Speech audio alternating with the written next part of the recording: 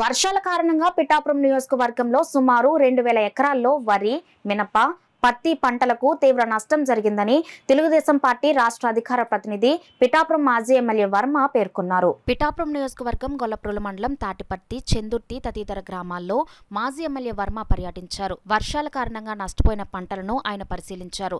పంట నష్టపోయిన రైతులతో మాజీ ఎమ్మెల్యే వర్మ మాట్లాడారు. ఈ సందర్భంగా మాజీ ఎమ్మెల్యే వర్మ మీడియాతో మాట్లాడుతూ పంట నష్టపోయిన ప్రతి రైతును కూటమి ప్రభుత్వం అన్ని విధాలుగా ఆదుకుంటుందని అన్నారు. గొల్లప్రోలు మండలంలో గొల్లప్రోలు టౌను, సూరంపేట, లక్ష్మీపురం, అలాగే చెందుర్తి, మరి అదేవిధంగా చిన్నజగ్గంపేట, తాడిపత్తి పార్టు ఇవన్నీ కూడా మునిగిపోవడం జరిగింది. సుమారు దగ్గర లేదంటే 1500 నుంచి 2000 ఎకరం ఉంటుంది.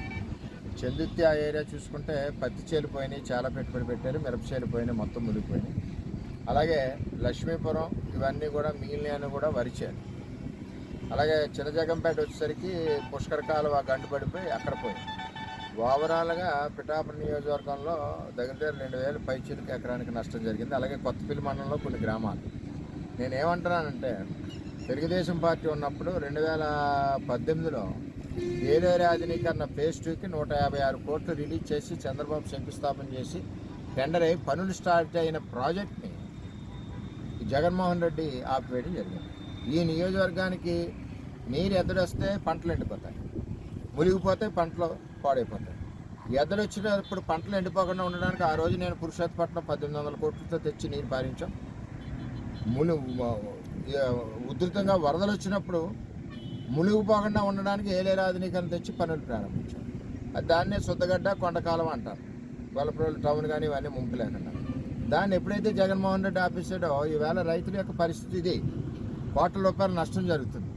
దీనికోసమే నేను నా టికెట్ సమయంలో కూడా చంద్రబాబు నాయుడు గారిని పురుషోత్తపట్నం ఏలేరు ఆధునీకరణ ఇమ్మని అడిగాం. రెండూ ఒప్పుకున్నారు. అదేవిధంగా పవన్ కళ్యాణ్ గారు నేను కూడా ఎలక్షన్లో అందరికీ హామీ ఇచ్చాం. దాని ప్రకారంగా రాబోయే రోజుల్లో ఈ శుద్ధగడ్డ కొండ కాలువ ఆధునీకరణ పనులు చేసి రైతులకి గుంపు లేకుండా చేస్తామని తెలియజేస్తున్నాం. ఇప్పుడు ఏదైతే మురిగిపోయిందో ఓవరాల్గా అన్ని ఏరియాలు కలిసి నేను చెప్పిన ఏరియాల్లో 2000 పైచీలకి ఎకరానికి ఎక్కడైతే డ్యామేజ్ జరిగిందో అధికారులు వచ్చి నష్టపరిహారానికి రికమెండేషన్ చేస్తారని చెప్పి తెలియజేస్తే ఇది చంద్రబాబు ప్రభుత్వం, కూటమి ప్రభుత్వం రైతుకి ఏ విధమైన నష్టం వచ్చినా సరే ఆదుకుంటారు అని చేత ఆ విధంగా ఆలోచన చేస్తున్నాం. అన్నిటికంటే ముఖ్యంగా ఏలేరు ఆధునీకరణ త్వరలోనే ప్రారంభించే ఏర్పాటు చేస్తామని చెప్పి మరి రైతులందరికీ తెలియజేస్తా ఉన్నాం. అలాగే నేను అన్న మాట ప్రకారం పురుషోత్తపట్నాన్ని మొదలుపెట్టాం. ఏలేరు ప్రాజెక్టు నిండుతుంది, తోడుతూ ఉన్నారు నీరు. అలాగే మొన్న పురుషోత్తపట్నం లేకపోతే ఊడుపులు కూడా లేవు. అలాగే ఈ ముంపు ఎద్దడి వచ్చినప్పుడు ముంపు ఉందో దీన్ని కూడా ఆధునీకరణతో అవాయిడ్ చేస్తామని చెప్పి తెలియజేసుకుంటూ మరి ఈ నష్టాన్ని ప్రభుత్వం బేరీ చేసి అందరికి కూడా సహాయం